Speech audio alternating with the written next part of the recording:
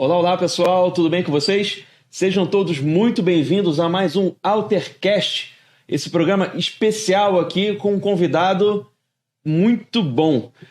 Temos aqui hoje um cara que é formado em engenharia mecânica lá nos Estados Unidos, passou por algumas empresas e se apaixonou pela área de tecnologia. Então, percebeu depois um nicho de mercado inexplorado aqui no Brasil, na área de B2B.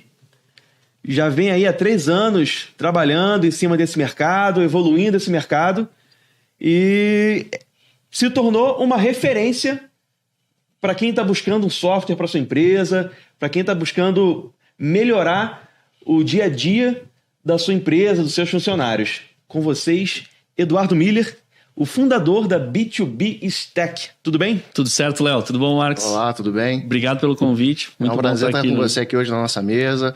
Viagem internacional, acabou de chegar da Colômbia aí, estava fazendo negociações externas e chegou aqui para fazer essa gravação conosco. Obrigado aí pela oportunidade. A gente vai fazer esse bate-papo agora falando sobre o mercado de tecnologia, falando da importância das empresas, né, fazerem comparativos de software, que é o foco do seu negócio, né, da sua startup. Então, a gente vai ter um bom bate-papo hoje. Com certeza, com certeza. Obrigado pelo convite, pessoal. Nada, legal. Nós que agradecemos. E vamos começar então lá pelo comecinho. De onde, como partiu a ideia de ir para engenharia mecânica e o pulo depois para essa paixão pela tecnologia? Bom, acho que tentar lembrar de onde saiu essa ideia. Mas, enfim, eu comecei a trabalhar cedo na minha carreira. Eu sou brasileiro, sou do sul de Santa Catarina. E desde cedo eu comecei a trabalhar tanto numa empresa que meu avô tinha, depois eu fiz menor aprendiz, trabalhei com... Mas na área mecânica? Não, eu trabalhava na área industrial. Eu trabalhava numa fábrica. Depois eu fui trabalhar com atendimento, fiz menor aprendiz, então fui trabalhar com atendimento de concessionária de automóvel. Legal. Tava aprendendo como funciona o trabalho, o comércio, a indústria, enfim. E eu vi que eu gostei da parte de processos dentro de uma empresa, né? Então eu achei que engenharia seria legal. Na verdade, eu comecei um curso de engenharia de produção aqui no Brasil. Caramba. E aí surgiu um fato interessante na minha vida, que meus pais foram morar fora. E aí eu tive a chance de ir para lá também. A ideia inicial era que eu ia ficar 1 ano melhorando meu inglês. A gente acabou ficando lá. Fiquei 8 anos quase nos Estados Unidos. Todo mundo junto com você, então? Eles tinham ido primeiro. Eu tinha começado um semestre na universidade em Santa Catarina. E aí depois eu transferi para lá. E lá na universidade que eu fui, o curso principal era engenharia mecânica em si. Daí eu pensei, não era a principal que eu queria, mas vamos para engenharia mecânica. Dentro da engenharia, né? Eu acho que eu vou aprender alguma coisa que vai me ajudar a gerir processos, enfim, ter algum trabalho que eu vá gostar depois nessa área. E aí, durante esses anos nos Estados Unidos, vale comentar também, trabalhei como garçom, também tive a experiência americana de trabalho de verão, que eles chamam lá. E aí, enfim, fiz alguns estágios, primeiro em empresas mais relacionadas a coisas mecânicas, né? Então, trabalhei na Caterpillar, ia visitar a mina de carvão, fazia esse tipo de coisa. Ambiente de capacete, bota. De maquinário gigantesco, né? Exatamente, gigantes, assim, de minas mesmo. E aí, uma vez que eu me formei, eu comecei um programa de trainee na Siemens, né? Uma super empresa gigante de infraestrutura, tecnologia. É o primeiro passo aí na tecnologia. Então... Começou a ter o contato aí no gostinho, né? Exato. Então, foi ali que eu comecei a colocar o pé um pouco em software, né? Porque eu trabalhava na área de automação predial. Então, meus clientes eram tanto indústrias quanto universidades, né? Grandes prédios que necessitavam muita infraestrutura. E aí isso envolve a parte de hardware e software, né? E resumindo, eu não gostava tanto da parte técnica de hardware, por exemplo, a parte de engenharia mecânica em si. Entendi. Eu achei mais interessante a parte do software e principalmente a parte de vendas, né? O trainee era muito nessa parte de vendas B2B, vendas enterprise, que é uma coisa que eu não aprendi na faculdade, e eu achei a minha faculdade 2, foi na prática, né? Foi a empresa que me ensinou, né? Então isso eu gostei muito, valeu muito. E eu morava numa cidade que era um pequeno celeiro de inovação ali. A gente nos Estados Unidos pensa muito em Vale do Silício, né? Que é super conhecido, mas tem vários pontos de inovação nos Estados Unidos. E um deles era onde eu morava, que era Ann Arbor, Michigan, que é uma cidade super cheia de startups. Tem também Google tá lá, algumas grandes empresas. Tem a Universidade de Michigan, que... Sim, é bem conhecido. Que inclusive o fundador da Google se formou lá, e muita gente boa também. E aí eles promoviam, por exemplo, Startup Weekends.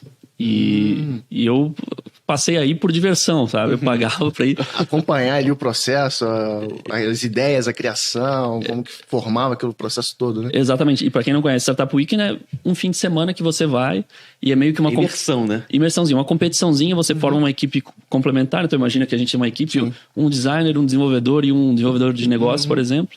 E a gente tem que desenvolver o tal do MVP, né? Um produto mínimo viável. Então, se for, desenvolvemos um aplicativo para coisa X. E aí, no fim das contas, a gente tinha meio que um ranking, quem ganhou e tal, e forçava a gente a pensar. Pitch, né? Tem um pitch no final, né? Para defender ali aquele MVP, né? Tinha um pitch, né? Então forçava a gente a pensar em negócios, né? E eu achei aquilo fascinante, né? Ficou no fundinho da minha cabeça aquilo ali. A sementinha foi plantada. Exato. Exatamente. Teve o contato, agora a sementinha plantou, agora quando o cara vai brotar agora. Exatamente. Enfim, fiquei uns anos na Siemens, aí depois eu fui trabalhar puramente com software. Aí eu larguei da engenharia mecânica de vez e eu fui trabalhar 100% com software B2B. Eu fui trabalhar numa empresa de software de CRM, focado no mercado de PMEs americanas, uma empresa chamada Nutshell, não é tão presente aqui no mercado brasileiro. Mas eu conheço. Legal. E ali para mim foi uma escola de inside sales, né? Então a venda remota, a geração de demanda, a geração de lead, entender muito de como fazer uma venda sem fazer a visita presencial, que é diferente de como eu fazia na Siemens. Metodologia como Predictable Revenue e várias dessas... Não denunciando a idade, mas quando foi mais ou menos isso? Isso foi em 2015. Também aí, né? Recente, né? Recente. E as empresas já tinham essa preocupação, né? Do negócio já ser totalmente digital, né? Principalmente nos Estados Unidos. Sim, tanto que lá assim, tem muito de uma cultura do self-service. Né? Tanto que os founders da Nutshell eram pessoas muito de produto, né, cabeça de produto, e o foco deles era fazer um produto que de preferência precisasse do mínimo possível de vendedor, de suporte. Claro que nem sempre é possível, mas era um pouco do que eles tentavam fazer, né? Só que aí a gente começou uma célula de vendas porque a gente viu que, não, na prática não dava ainda naquele ticket que era o produto fazer 100% self-service. Mas sim, nos Estados Unidos já se falava muito em digitalizar o máximo possível dos processos, né? E com marketing. Marketing foi o primeiro, né, a se digitalizar, né? Então, marketing digital, depois vendas, né? Então, atendimento, por aí vai. E, enfim, para mim foi uma verdadeira aula, né? Entender como que era aquele processo, como chegar em escala com uma equipe pequena, por exemplo. Então, isso foi bem legal. E aí, em 2016, eu voltei ao Brasil e eu comecei uma empresa justamente de serviços de treinamento e consultoria de vendas. Legal. Com o autor do... Acho que eu vou ter que até pedir desculpas, que eu não botei no mudo aqui. Não, fica à vontade. E o pessoal me liga quando eu tô gravando. Então... Acontece. É um imã de ligações, né? O microfone ligou, ligado, gravando. Mas assim, resumindo, então, eu tava começando essa empresa de treinamento, tive a felicidade de começar... Na verdade, eu comecei ela com um evento online, e aí eu tive a felicidade de conhecer remotamente o autor do Predictable Revenue, do Receita Previsível, que é o Aaron Ross. E aí a gente começou a Receita Previsível. E aí a gente implantou a metodologia em um monte de empresa do Brasil. Legal. E naquela época, vale lembrar que eu aprendi basicamente a trabalhar no mercado americano. E aquela época foi muito legal para mim, para conhecer o que acontece no Brasil. Conhecer como que se compra, como que se vende aqui. Foi um choque? Foi, na verdade, eu fiquei empolgado de ver que muito do que eu já tinha visto nos Estados Unidos estava começando aqui. Legal. É bom já chegar com a bagagem de algo que está começando. Você acaba se tornando até uma referência. Você consegue já observar os atalhos, né? Os caminhos de algumas situações. Né? Já vivenciou, né? Já vivenciou isso. Por exemplo, na época eu visitava também muito centro de inovação, aceleradoras. Queria entender o que estava acontecendo com startups pelo Brasil. E eu via que estava nascendo muita empresa de software, por exemplo. Software as a service, software B2B. Né? Então eu via assim, nos Estados Unidos já tinha muito e continua tendo. Esse mercado aqui no Brasil vai crescer muito, né? Tava expansão, no comecinho, né?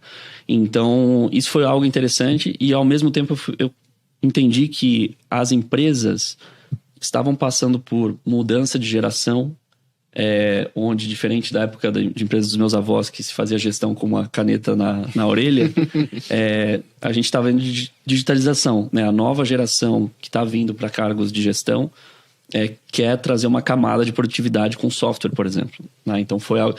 E inclusive, não sei se eu vou pular uma pergunta próxima aqui. Não, vambora. Mas, inclusive, uma das principais perguntas na consultoria que faziam pra gente é: qual que é o melhor software de vendas que a gente vai colocar aqui? Um software de prospecção, um software de marketing? Como que a gente digitaliza o nosso processo? E me perguntavam muito isso, faziam muito essa pergunta. Era uma das que mais saía. E aí que eu fiquei muito intrigado, assim, pô, eu não necessariamente sou expert em CRM, não necessariamente sou expert em todos os softwares, não tem nem como, tem muito software por aí. Sim. Por que a gente não encontra uma maneira de unir essa comunidade de experts em softwares e experiências que as pessoas estão tendo com implantar software, digitalizar o seu trabalho e acelera esse processo de digitalização? E aí começa a B2B. A B2B. Então, ela veio como uma agregadora de softwares, mas você trabalha muito com a impressão de quem usa, do usuário final, né? Vamos dizer que essa opinião é a mais valiosa que tem, né? Exatamente. Então, aí falando um pouquinho de onde que surgiu a B2B, justamente assim, historicamente, se uma empresa ela quisesse comprar vamos supor, um ERP, um software, se uma empresa ela fosse grande o suficiente, ela poderia contratar uma consultoria, às vezes uma consultoria de investimento alto, né, de 6, 7 dígitos, e o consultor iria dizer, olha, o melhor ERP para o seu sistema, diante de todo o diagnóstico que a gente fez, é esse aqui. Né? E aí a empresa ia lá e fazer um investimento milionário, né, do software. Pagava alguém para tomar essa decisão, né? Exatamente. Para ele poder estudar tudo que tem no mercado e apresentar de acordo com o seu negócio. Né? Exatamente. Afinal, comprar o software errado pode ser muito arriscado. Exatamente. Né? Então, mas isso era algo que apenas empresas grandes conseguiam ter esse nível de suporte. Agora, pô, e a grande massa de pequenas e médias empresas, né? Quem às vezes pode que move o Brasil, né? Exato, que move o Brasil. Vai ter, às vezes, condições de contratar uma consultoria e fazer esse investimento. Não, às vezes ela precisa contratar um software, testar relativamente rápido, ter um plano ali de recorrência, mas de preferência tomar a decisão mais firme possível. Exato. Assertiva possível. Exato. Então, como que a gente consegue ajudar a democratizar essa tomada de decisão, trazer uma camada de transparência e tranquilidade, velocidade para quem vai decidir implantar um software? Até porque comprar o software errado pode ser ainda fatal, assim arriscado. Né? Fatal pro negócio, né? Exato, fatal, ainda assim arriscado. E uma perda de tempo e dinheiro, né? Porque a empresa não pode parar ali. Porque a gente entende, né, aqui na Alterdata, que quando você faz a adoção de um software, né, você está mexendo em toda a estrutura da empresa. Tempo de aprendizagem dos colaboradores, a maneira como você vai olhar agora a sua gestão, novos relatórios, novos dashboards.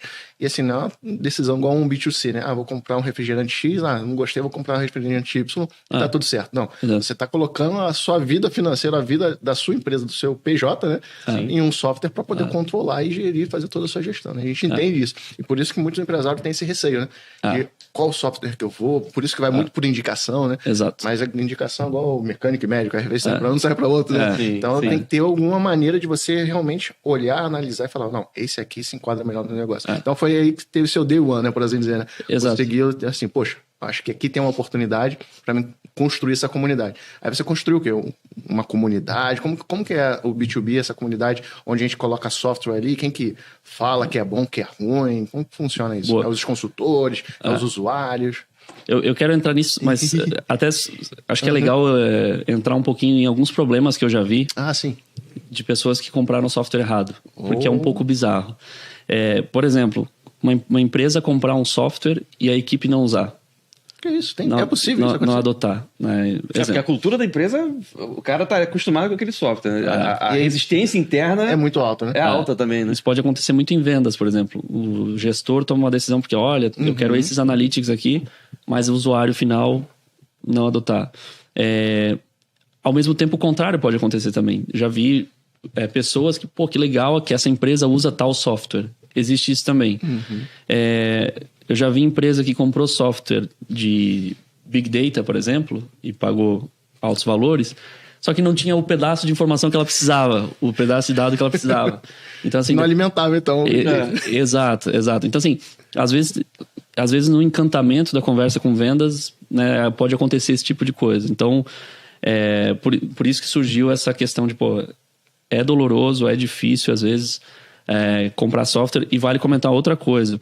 No passado, quem tomava a decisão de software, geralmente era TI. TI que tomava as decisões. Conforme as empresas estão evoluindo, é uma decisão departamental, né? Então, software de vendas vai decidir. Software financeiro vai decidir. Software jurídico, né? Por aí vai. Então, tem essa questão que se torna algo... a pessoa de vendas não necessariamente é um especialista em compra de software. Exato. Né? Então, acaba sendo um grande problema. Aí, entrando... O que a gente fez, né? O que é, para quem está assistindo a gente, talvez não conheça, o que é a B2B Stack? A B2B Stack é o que a gente chama de marketplace como produto, né? Então, vamos imaginar outros marketplaces, né? Mercado Livre, Airbnb, um marketplace, né? Ou seja, ele conecta dois lados. Quem está procurando, comprando, e as marcas que estão vendendo seus produtos, basicamente. E a sua pergunta foi como que a gente começou, né? Isso, exatamente. Qual é a ideia de conectar? Como que você conecta essas pessoas, né? Desses usuários, quem usa, são os consultores que vão lá e falam que é bom, que é ruim. Como que funciona isso? Legal. Então, a gente conecta de uma forma sendo totalmente gratuito para quem está procurando e quem está comprando. Então, muitas vezes essas pessoas, inclusive, encontram o B2B Stack, não porque elas estão procurando o B2B Stack, elas estão procurando resolver um problema, encontram a gente, às vezes, no orgânico, na busca orgânica. Entra na jornada, então, da busca, né? Ele aparece ali como uma alternativa para ele entender ali na jornada dele para resolver uma dor, seria isso? Exatamente. Então, encontra a gente, sei lá, no Google. Legal. Entra numa categoria, começa a comparar softwares daquela categoria, acessa o comparador, lê reviews, encontra informações-chave de tela, usabilidade, às vezes especificação, enfim, tira várias dúvidas.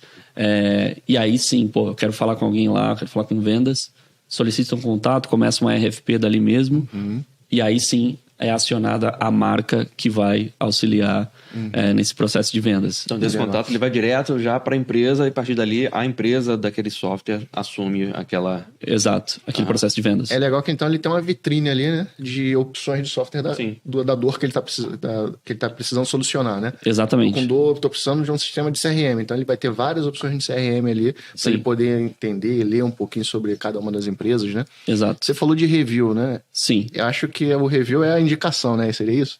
O review é a opinião sincera de algum usuário daquele produto. Né? Então, assim, a gente vê a review desde o começo da B2B Stack. Assim como o Airbnb viu que, para alguém... Né, vale lembrar, né?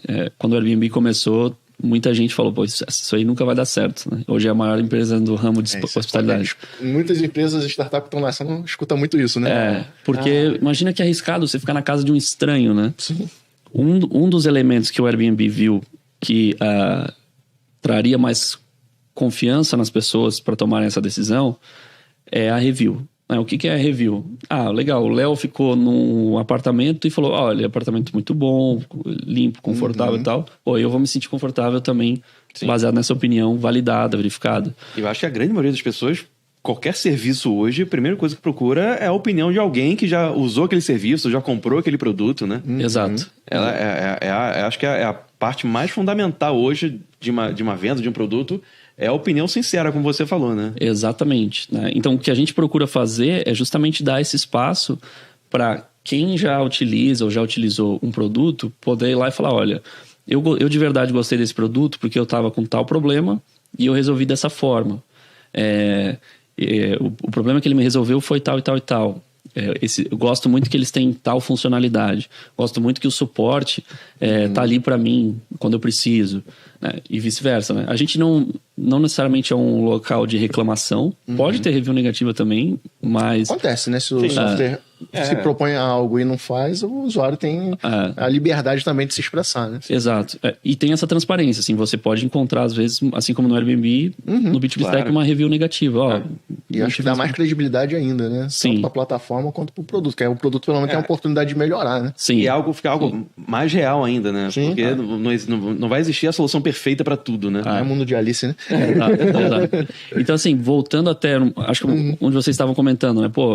A pessoa quer tomar uma decisão, ela vai lá no WhatsApp ou tenta perguntar para algum amigo. Isso. Sim. Só que não necessariamente a gente tem 1 milhão de amigos que conhecem todas as soluções por aí. Né? Tenho 3 amigos, cada um indica um, ficou ruim, né?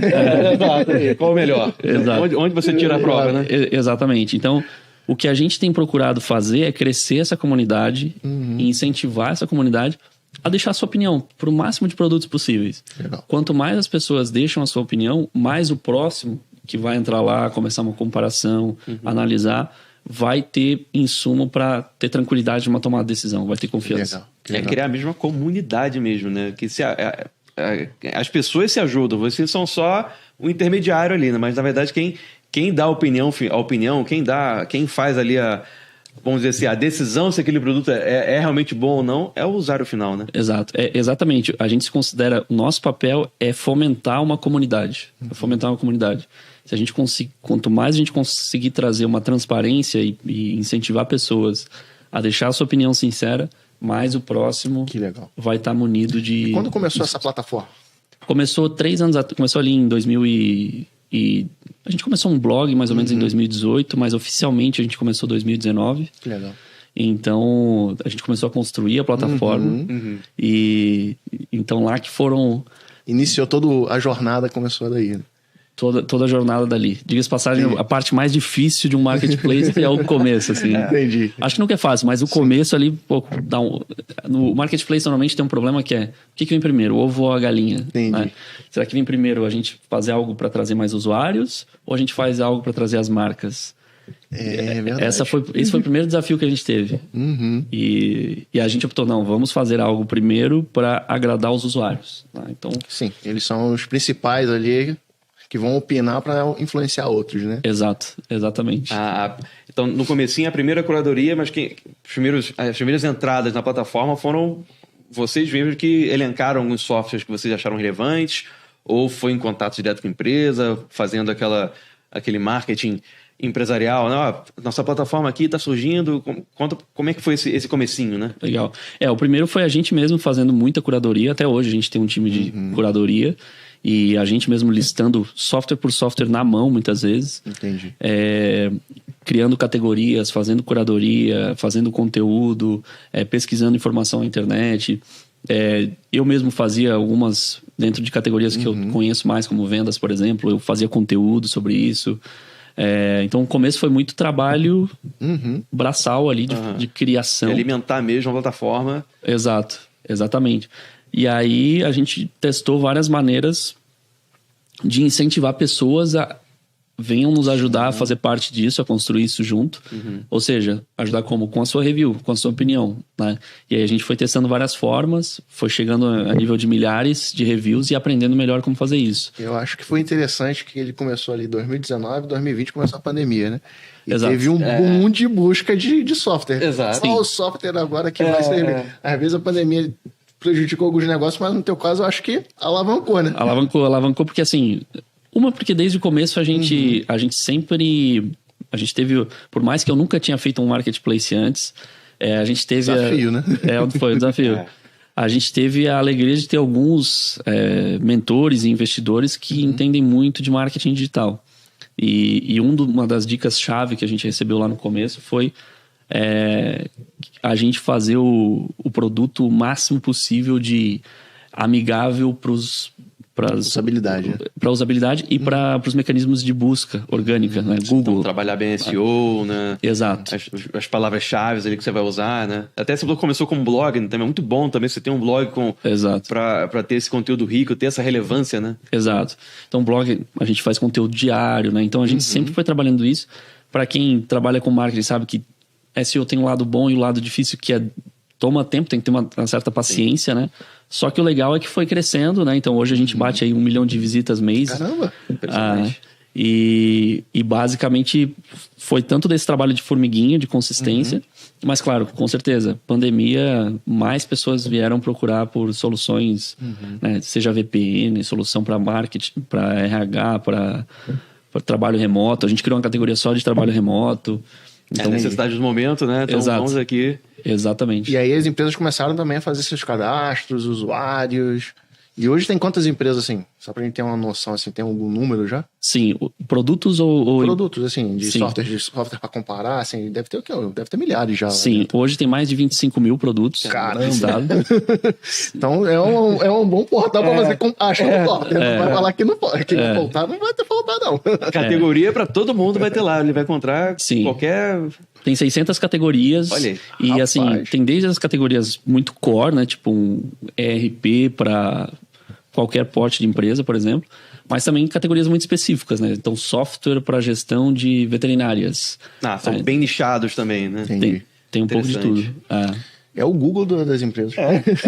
E já compara, você já tem um review ali na mão, basicamente é uma ferramenta que está na mão do usuário para... É uma ferramenta poderosa. Poderosíssima.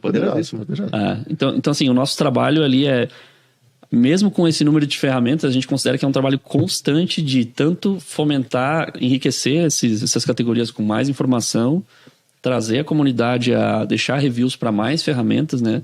Para ajudar o próximo que vai chegar e querer tomar uma decisão.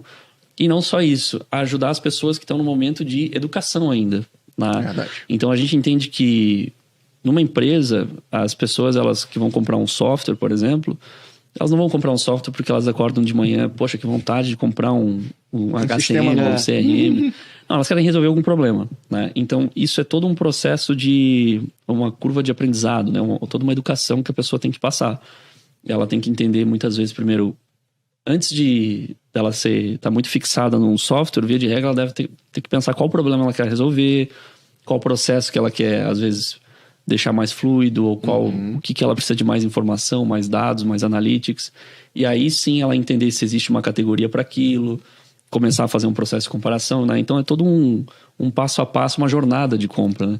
Então a gente tenta também o nosso melhor ser um produtor de conteúdo, né? De educação, para que essas pessoas em diferentes categorias, né? Seja RH, seja financeiro, seja venda, seja marketing, elas consigam também ter informação para toda essa jornada, né, de aprendizado e tomada de decisão. E qual o perfil da pessoa que acessa a plataforma? É o dono da empresa que percebeu essa dor e está indo atrás dessa solução? Ou é o funcionário que está ali, que está sofrendo com algum software que ele está vendo que não está rendendo o que deveria, vá atrás dessa informação para depois apresentar para o superior, para o chefe, para o dono da empresa, né? Você tem como dizer assim? Sim, é extremamente fragmentado. Portes, departamentos, cargos em si, mas eu vou tentar resumir em alguns 3 perfis que a gente vê. Tem o perfil empresa pequena, muita empresa pequena que às vezes é o próprio proprietário, a própria pessoa que... É o decisor ali que está buscando, está querendo... Que é o decisor. Digitalizar seu negócio, né? Exatamente. Então está ali buscando, às vezes, o seu primeiro ERP, o seu primeiro CRM, o seu primeiro e-mail marketing, né? Então está ali fazendo uma pesquisa inicial. Então esse é um perfil. Outro perfil, às vezes, é aquilo que eu tinha comentado. Conforme as empresas têm crescido, são os próprios decisores dos departamentos, né? Então, às vezes, uma pessoa decisora de vendas está ali buscando, a gente vai precisar agora implantar uma nova ferramenta de vendas. Uma pessoa decisora de financeiro, agora a gente vai precisar implantar um módulo de compras, ou uma pessoa de RH, a gente precisa de um software de ponto agora, por exemplo. Então, são gestores, né, de cada departamento buscando soluções, né, para o seu departamento. E existe também pessoas de procurement, né, de compras. Né, tem isso também. A gente já entrevistou muito usuário, né, então, às vezes, empresas maiores, acontece isso também. Mas muitas vezes o gestor da área vem e traz, gente, a gente tem uma demanda para um software que atenda isso aqui. E aí vai lá a pessoa de procurement, de compras, tentar fazer uma pesquisa de preço, entender quais softwares que podem ter as condições que aquela empresa precisa e por aí vai. E ainda assim, a gente estava, acho que, trocando uma ideia, né? É tão fragmentado que, assim, até governo brasileiro, às vezes, vem e quer começar a fazer um processo de RFP ali, com funcionalidades que a gente nem tem ainda.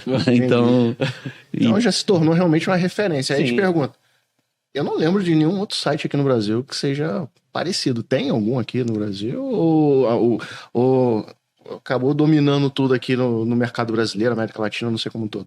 Olha, dessa maneira que a gente construiu desde o começo, fazendo de brasileiro para brasileiro, eu diria que a gente não encontra. O que a gente encontra é ou blogs que fazem curadorias de software, entendi. Isso tem, ou tem ali sites mais no perfil baixa aqui, nessa linha de produtos mais baratos, que é meio que uma loja online. São software para computadores em geral, assim, né? Exato. Não é nichado em B2B exatamente, né? Exato. ou uma Gartner da vida, que aí tem os seus... Já está falando de competidores internacionais. Exato, né? tem o seu site americano, às vezes traduziu algumas coisas para português, mas é aquela referência feita para o mercado americano, por exemplo. Que nem sempre se adapta exatamente às nossas necessidades aqui, né? Nem Então sempre. é o oceano azul aí na sua startup nesse sentido, né? De ter uma plataforma com oportunidade de review dos usuários, as empresas poderem entrar lá para poder cadastrar seus produtos. Então, já é o maior da América Latina? É o maior da América Latina, assim. Caramba, que legal. Em termos de... A gente viu uma plataforma dessa também chilena, mas, por exemplo, em termos de tráfego, a gente é o maior da América Latina. E o que a gente vê eu já vi outros marketplaces tentando nascer para fazer isso. Mas a realidade é que eu, particularmente, acho super difícil fazer um marketplace. Nada foi óbvio pra gente. A gente teve que testar muita hipótese. Até hoje, todos os passos que a gente dá é sempre um laboratório de teste, né? Pô, o que dá certo, o que funciona, como dar o próximo passo. E como imagino que deve ter sido nos anos da Alterdata também, né? Sim, normal. certeza. Só que o marketplace tem essa questão, né? A dificuldade de como trazer a massa crítica, né, de pessoas, porque é baseado em comunidade.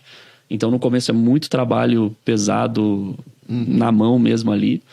E até que o efeito de rede, que a gente chama, né? Que é o crescimento de usuário, trazendo mais marcas que trazem mais usuários, ele vai pegando, né? E enquanto isso, fazendo um produto bom.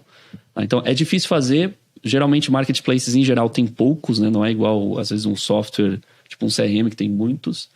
Mas, uma vez que o produto ele vai tracionando, tem uma grande chance de crescer bastante. Né? Sim. Legal. Conseguimos ter uma visão bem interessante aí da plataforma, né? Com certeza. E agora, pensando, você falou, tem o cara que começa, tem um gestor. Montar um cara que está começando, que estou montando minha empresa, quero já começar com tudo bem organizadinho, né?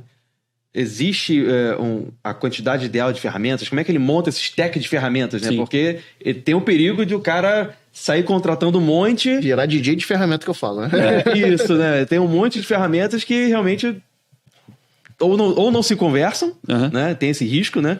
Ou não tem a efetividade que ele realmente precisa para o nicho de mercado ou para o tamanho que ele tem naquele momento, né? Legal. Então, eu sei que ele pode ter um leque de ferramentas ou pode ter uma ferramenta parruda que tenha tudo, né? Legal.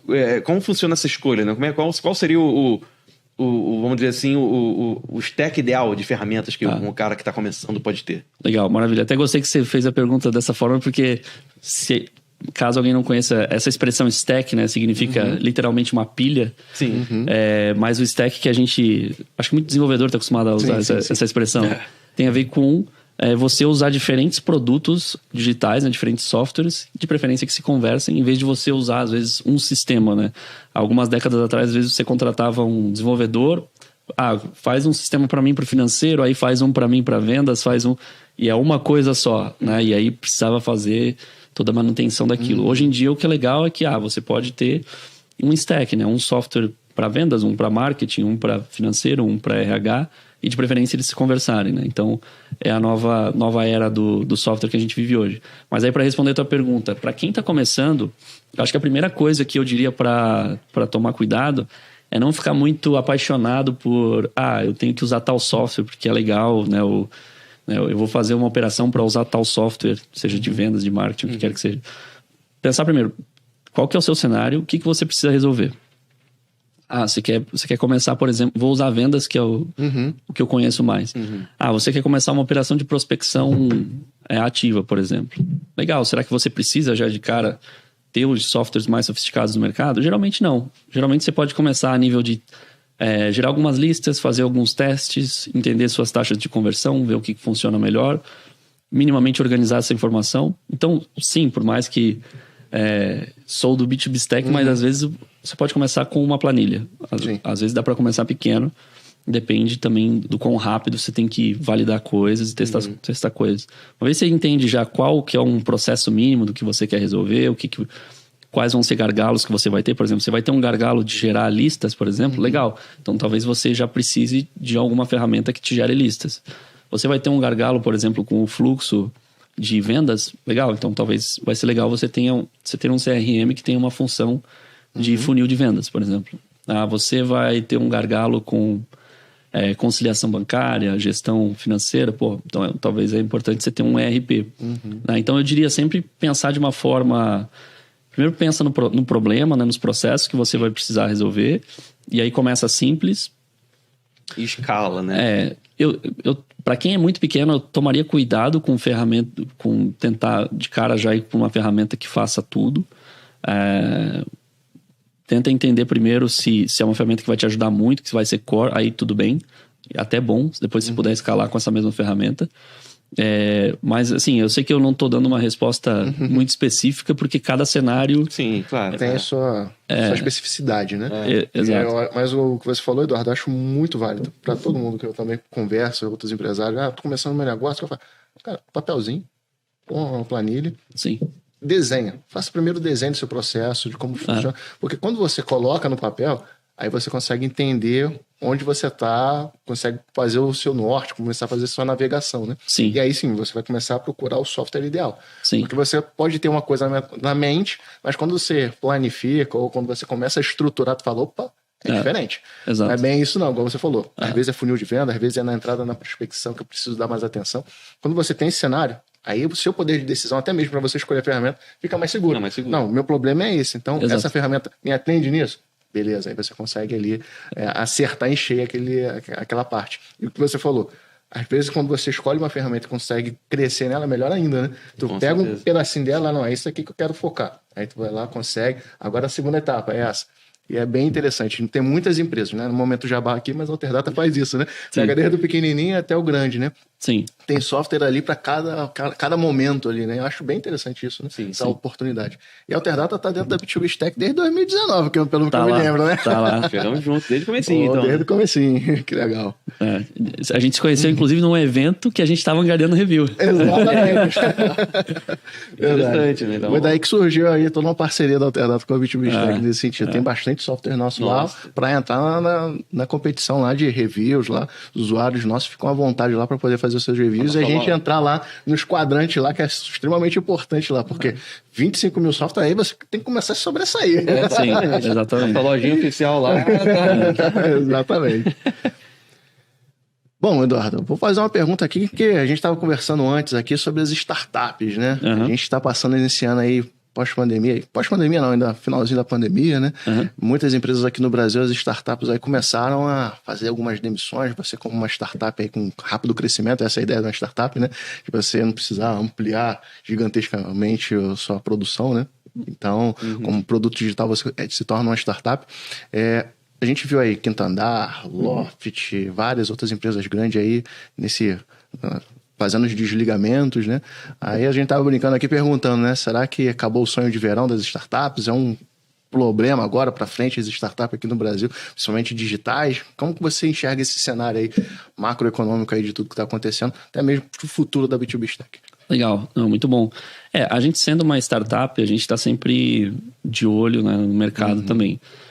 Eu diria assim, para a gente o que mais foi uma incerteza foi a crise da pandemia, né? Para a gente, B2B Stack. Mais do que essa, porque era algo sem precedentes, a gente não sabia o que poderia passar. Foi novo para todo mundo. Exato. Por exemplo, aqui, eu vejo, a gente já era pequeno, imagina uma Alterdata com milhares de pessoas no time. Exatamente. Todo mundo passou por isso, né? E que bom que passamos e aprendemos muita coisa, né? Mas agora, com relação a esse momento que a gente passa hoje, as startups, eu acho que tem uma diferença de estágio da startup, esse desafio que está tendo. Só para resumir, qual que é a minha visão? Tem uma crise mundial que está acontecendo. A gente não pode negar que está esquisito, né? Guerra na Ucrânia, petróleo, preço, inflação no mundo inteiro. Exato. Que basicamente está impactando o apetite, vamos dizer assim, de investidores que a gente chama late stage. Ou seja, um investidor que investe em empresa que está do Series B, C, né? Uma startup normalmente tem vários estágios de captação de investimento, as que optam por captar investimento, até às vezes uma abertura de capital na bolsa. Inclusive as que estão com capital aberto, essas aí caiu muitas vezes o seu valor de mercado, a ação, né? Reduziu o valor. Então essas aí foram muito impactadas, né? Então é uma questão aí de economia que tem impactado essas empresas. No early stage, vale trazer aqui, a gente é uma empresa early stage, né? Ou seja, a gente fez uma captação, um estágio de captação, vamos dizer assim, ou dois, que é o anjo e pré-seed. A gente é uma startup ali de cerca de 25 pessoas. Então, pra gente, eu não vejo como é algo que nos afeta tanto assim. Porque a gente Inclusive, nesse momento, a gente não é uma empresa que depende de dinheiro de investidor. A gente captou para trazer. Claro, lá no início teve o capital semente, vamos dizer assim, para a gente poder construir o produto, né? Sim. Mas a gente não... Hoje a gente opera em break-even, então a gente não depende. Pô, que legal, cara. Sensacional, assim, 3 anos chegar, tá no break-even.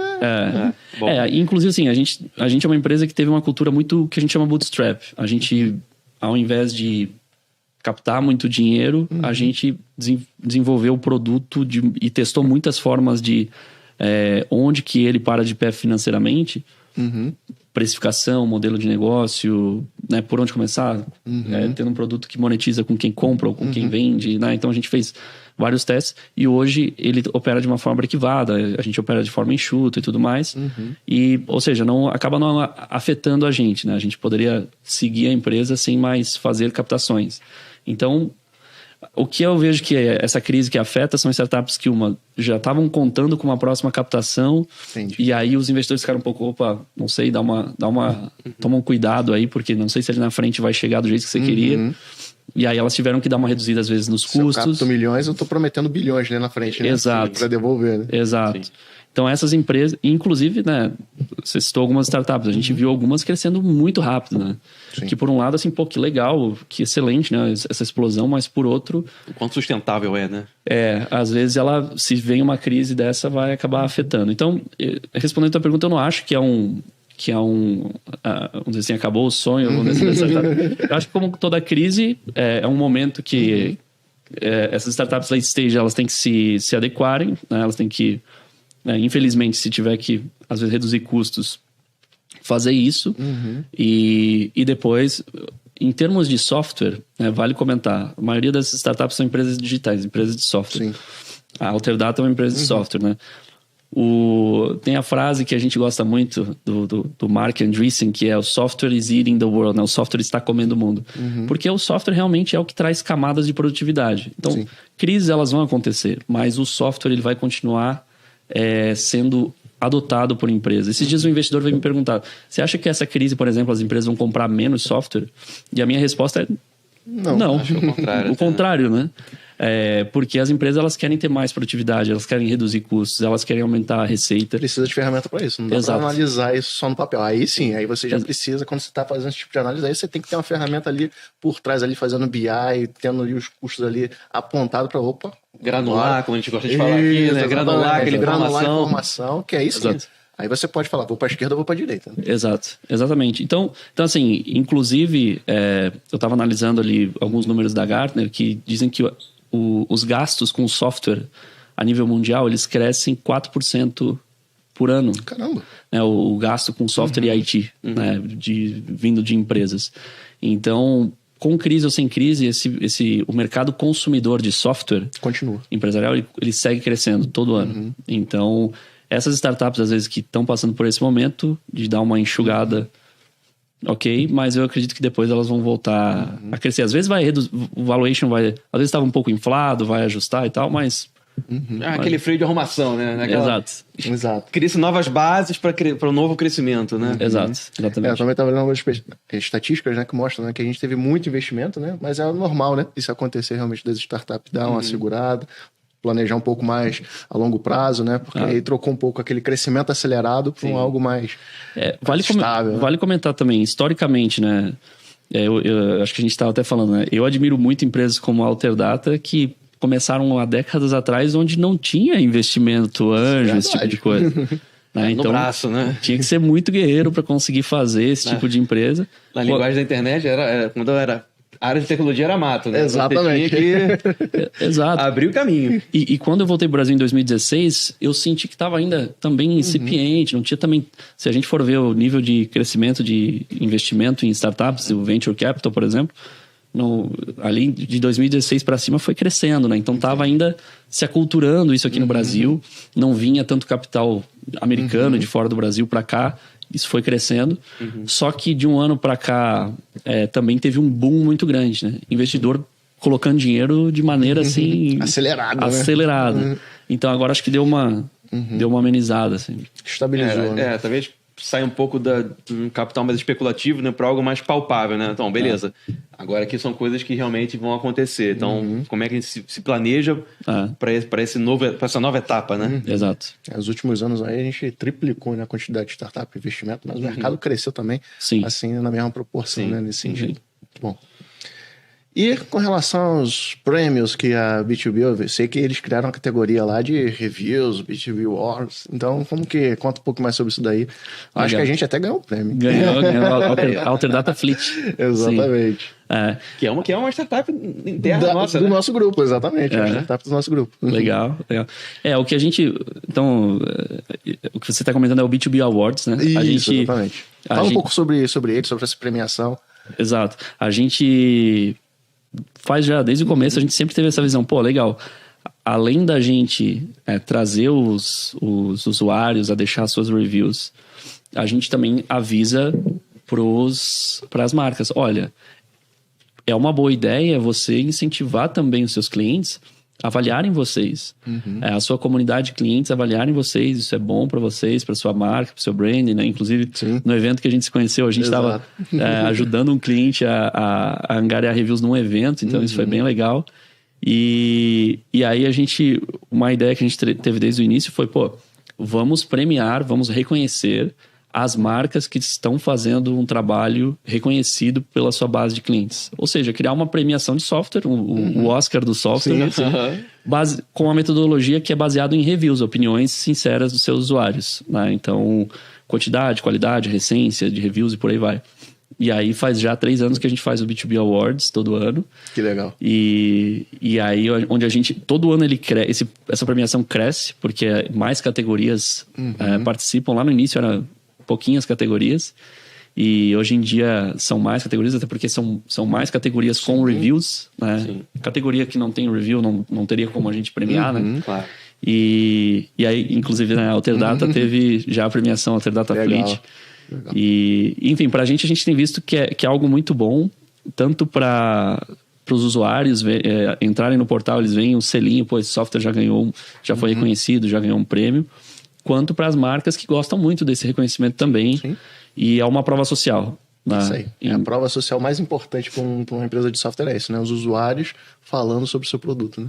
Exato. E no mar de 25 mil software, você ter aquele selo aqui, é um destaque. Os usuários confirmam que esse aqui você pode confiar. Exato. E é uma argumentação de vendas muito boa, né? Assim, quando eu vendia software no mercado americano, eu fazia a demonstração e no final da demonstração eu era meio clichê, assim, eu falava, don't take my word. Basicamente, não precisa confiar em mim. Você pode ir num site terceiro e olhar como que a gente está sendo avaliado. E aí você, com tranquilidade, toma a sua decisão, né? Baseado você é o dono da decisão, né? E então isso ajuda muito as empresas também. O que a gente vem tentando também trazer no Brasil, como a gente tem um produto que é relativamente novo, né? Tem um lado bom, que às vezes não tem tanta competição, mas tem o lado que a gente tem um trabalho de educar e ajudar as empresas a... Beleza, como que eu melhor utilizo disso? Né? Como que eu vendo mais com isso? E o que a gente incentiva as empresas a fazerem se você fez um trabalho muito bom e foi reconhecido, use isso depois em vendas, na sua narrativa de vendas, no seu discurso, no seu marketing. Tenha orgulho de mostrar isso para o mercado, até porque a tua taxa de conversão vai aumentar. Né? E você vai já, de cara, ser visto com... o teu produto com uma credibilidade, com uma autoridade legal perante aquele comprador, né? Então, o Award ele surgiu muito para isso e a gente espera sempre crescer esse Awards, crescer essa visibilidade. Legal, muito bom. As empresas agora têm que trabalhar. Pois é, porque uma premiação dessa, como você falou, é um reconhecimento. É um reconhecimento muito bom, né? E para nós aqui também, é um trabalho bem feito, né? Que foi feito, bem executado. Legal. Então, o nosso foco é sempre o cliente final. Se o nosso cliente chega por conta própria, escreve lá elogios, fala bem do nosso software, pra gente é a realização de... Exato. É a nossa cereja, assim, né? Exatamente. Sim. É o reconhecimento do trabalho bem feito. Com certeza. Com certeza. E agora, até puxando um pouco pra gente, né? A sua opinião de o que uma soft house pode oferecer, né, de relevância para o cliente, né? O que um software precisa ter para atrair esse cliente, para deixar essa boa opinião registrada lá na B2B Stack. como uma software house pode ir atrás dessa excelência, vamos dizer assim? Legal. Então, assim, a gente vê que tem muitas categorias, né, no B2B Stack, muitos tipos de compradores diferentes. Eu não sei se a tua pergunta é se uma empresa estivesse começando um produto hoje ou se ela já tem um produto, qual que Acho que cabe para ambos, né? Porque o cara busca... eu quero um software que faça tudo, ou quero um visual bonito, que seja rápido, que seja web. Quais são, assim, as buscas que normalmente as pessoas fazem, o que elas procuram num produto, né? Legal. Eu diria o seguinte, depende se a gente está falando de uma categoria que já é muito conhecida ou se é uma categoria, às vezes, relativamente nova, né? Então, se é uma categoria, às vezes, muito conhecida, se a gente está falando de pequenas empresas, às vezes elas estão buscando facilidade de uso, facilidade de compra, vão olhar para preço também, dependendo, suporte também, implantação, vão olhar para esse tipo de questão. Se a gente está olhando para uma categoria que às vezes é relativamente nova, aí elas vão precisar de mais educação de mercado, às vezes elas vão precisar de suporte maior, né, para poder ensinar, implementar esse produto e por aí vai. Então, o que eu olharia como um fabricante de software? Primeiro, eu olharia para ser top of mind, né, naquela categoria, né? Porque um comprador, via de regra, ele não vai ficar em diferentes paginações procurando por dezenas de software. O comprador, ele perde a paciência, ele olha os 3 primeiros e tenta ficar por ali. Ele fica no Google, né? A página inicial do Google já resolve tudo o que a pessoa precisa. A página 3, dificilmente alguém chega lá. Exato, exatamente. E aí, assim, claro que cada comprador, cada cenário é diferente, né? Cada porte de empresa também é diferente. Mas eu olharia como um fabricante de software para, principalmente, resolver o problema daquela empresa. Se o seu produto é muito core, ele resolve aquele problema. Então, mostrar de forma muito simples como que ele resolve, seja pela facilidade de uso, seja por ter um suporte robusto, uma implantação fácil, integrações, né? Então, entender como ser muito... o que a gente diz, não um nice to have, não aquela coisa legal de ter, mas, não, é necessário, eu quero trabalhar com esse produto, porque ele vai resolver o meu problema. Né? Lembrando, no B2B, as pessoas querem resolver problema. Um problema para ganhar mais dinheiro, ou para perder menos, ou para reduzir riscos. Né? Então, como se posicionar como uma ferramenta essencial para aquilo que aquela empresa precisa resolver. Né? E aí, muitas vezes... E aí, de novo, né? Se é uma categoria pouco mais inovadora, vamos dizer assim, pouco conhecida, aí tem muita questão de educação de mercado também. Né? Não só mostrar que o seu produto entrega, mas influenciar aquele comprador, educar aquele comprador, agregar valor em toda a jornada de compra daquele comprador, né? Até para que ele entenda, legal, hoje eu faço isso aqui na planilha, mas se eu utilizar um software que já existe para isso, eu posso reduzir meu custo em tanto %, ou eu posso aumentar minhas receitas em tantos %, por aí vai. Interessante. E até buscar outros caminhos, né? Acho que um software também, como você falou, um software de BI, ele consegue observar novas tendências, né? Ou antecipar aquelas tendências, né? Dentro da sua própria empresa. Dentro da sua própria empresa, né? Então ele se planeja, né? Até para evoluir, para trocar de software, perceber, não, aqui eu estou chegando no limite que esse software consegue me entregar, né? Acho que são informações boas, né? Legal, muito bom. Tá sendo muito bom esse bate-papo, hein? Deixa eu ver mais alguma perguntinha? Não. Só acho que a gente falou um pouquinho, né, de dicas, né? Você consegue resumir pra gente, assim... Acho que já até comentamos, mas... O cara, ele parte de um princípio, ele tem um CRM, é importante, ou uma ferramenta de marketing, né? Como é que ele depois que ele usa essas ferramentas, como é que ele consegue tornar a empresa dele... criar a cultura do uso daquele software, né? Existe alguma magia interna que ele possa fazer para convencer aquele funcionário olha, tem um sistema novo, ele faz isso, é muito treinamento, ou é a insistência mesmo do dono? Como você vê essa questão? Olha, eu sinceramente não tenho uma resposta ainda para isso, porque é uma coisa que acho que até a gente passa por isso, a gente que é uma empresa relativamente pequena. Mas em termos de cultura, eu vejo como hábito. Então, se é hábito, a gente tentar trazer o máximo possível disso nos rituais da empresa. Por exemplo, se você tem um ritual de uma reunião diária de vendas, você quer que o time adote o CRM, tenta tirar os relatórios já do CRM, falar sobre atividades do CRM e incentivar as pessoas. Eu, particularmente, sou um chatinho de CRM. Assim, para mim, é muito importante que o vendedor use, senão eu não consigo tirar relatório depois. Mas não é fácil, assim, porque as pessoas, às vezes, querem usar seu próprio caminho, né? E a gente não quer que o software seja uma burocracia na vida dela. Sim. Só que o ponto é que o software tem que ser visto como uma ajuda, né? Sim. É a ferramenta de trabalho, né? Então, exato. Tem que ser um facilitador para sua tomada de decisão, né? Então, a função do software é essa, né? Tem que ser, né? Exato. Assim, como eu comentei, eu não tenho uma resposta específica. Eu acho que a gente também está constantemente se perguntando como fazer isso. O que eu diria é trazer isso no máximo possível de interações com o time, incentivar o time a utilizar. Às vezes, tentar gamificar isso internamente pode ser interessante. Claro, se o software, a pessoa que usa, já usou antes em uma outra empresa, já gostava, já está familiarizado, isso já é um grande ganho, muitas vezes. E, claro, treinamento, né? Treinar a pessoa, quanto mais a pessoa se sente proficiente naquele software, mais aí... Quebra a barreira, se torna até gostoso. O que é isso, né? Você tem que mostrar para ela que... Sempre é o novo, né? O novo, às vezes, exato, gera uma certa desconfiança. Mas quando realmente você treina, conhece a ferramenta, já sei mexer, já sei operar, então eu sei que ela vai ser, de fato, uma ajuda, né? Às vezes o cara faz o cálculo no papel, mas se parametrizar certinho no sistema, já dá ali a informação diária. Ele tem que perceber o valor, né? O que a gente fala internamente ali, principalmente com o time de vendas, por exemplo, que eu uso mais CRM, é que o software, seja você uma pessoa financeira usando RP ou você de venda usando CRM, ele tem que ser, você tem que ver ele como teu carro, né? Você tem que saber pilotar ele, se você dirige carro, né? Você tem que estar confortável em saber conduzir aquilo ali.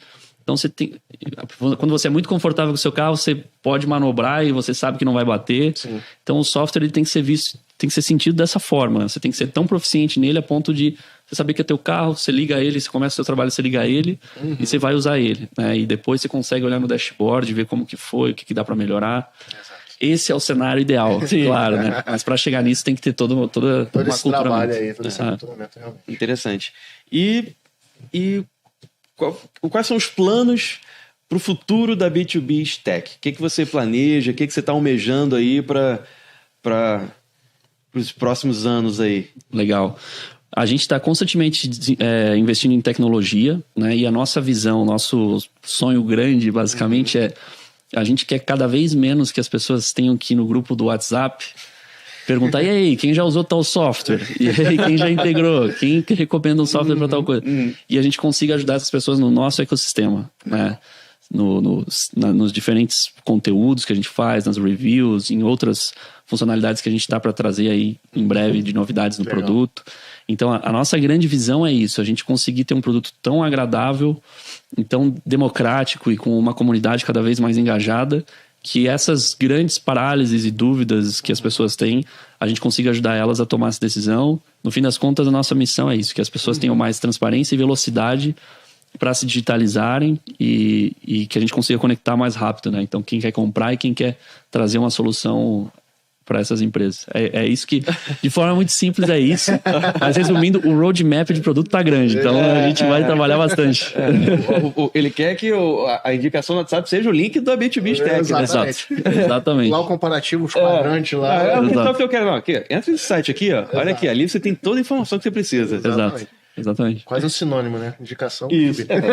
Exato. Legal, muito bom. Bom, cara, olha, eu curti muito esse bate-papo. Cara, excelente, né? Obrigado aí pela disponibilidade, trazer esse teu conhecimento, mostrar aí uma maneira diferente de a gente poder comparar, entender software, né? Sim. Nadando aqui no Brasil, de braçada, como diz o outro, né? Porque é o único brasileiro para brasileiros, né? Então isso é muito legal. E ele é a oportunidade que tem não só para os usuários, quanto também para as empresas. Eu acho sensacional, bem democrático, uma plataforma com uma boa curadoria. Parabéns aí pelo bom trabalho, sucesso aí para os próximos anos, crescimento, continuar no break-even. Boa. É isso aí. Obrigadão, Marcos, Léo. Muito legal esse bate-papo e pela parceria com a Alterdata também. Espero que a gente continue ajudando cada vez mais pessoas aí a digitalizarem suas empresas. Com certeza, é o nosso core também, né? Exato. Que é o futuro sempre digital, com a melhor qualidade possível para os nossos clientes, para os nossos parceiros. É o que a gente sempre busca. Que é a nossa missão, né? Impulsionar a prosperidade da sociedade através da tecnologia, né? Acho que a gente está junto. Tamo juntos. É isso aí. Nadando junto nessa aí. Isso aí, gente. Muito obrigado pela participação de todos, por assistir esse programa muito legal que a gente teve hoje aqui com o Eduardo. Queria agradecer muito a todos vocês que estão nos assistindo. Marcos, obrigado pela oportunidade. Entrevistado e agora entrevistador aqui também, né? Eduardo também, mais uma vez, muito obrigado por estar aqui, tá? E vocês, muitos episódios estão por vir, então fiquem ligadinhos aí, sigam nossas redes sociais, Alterdata Software. Um instantinho, onde as pessoas conseguem te encontrar para tirar dúvidas? Lembrei da Alterdata e lembrei de você. Onde as pessoas te encontram? Me encontram a B2B. Os dois. Se o cara quer tirar uma dúvida direto com você ou quer encontrar a B2B, pode deixar aí todos os contatos de vocês à vontade. Maravilha. Quer conhecer a B2B Stack? Mais uma vez, é um site totalmente aberto, gratuito. B2B Stack, b2bstack.com.br. E quer me encontrar? Meu LinkedIn, Eduardo Miller.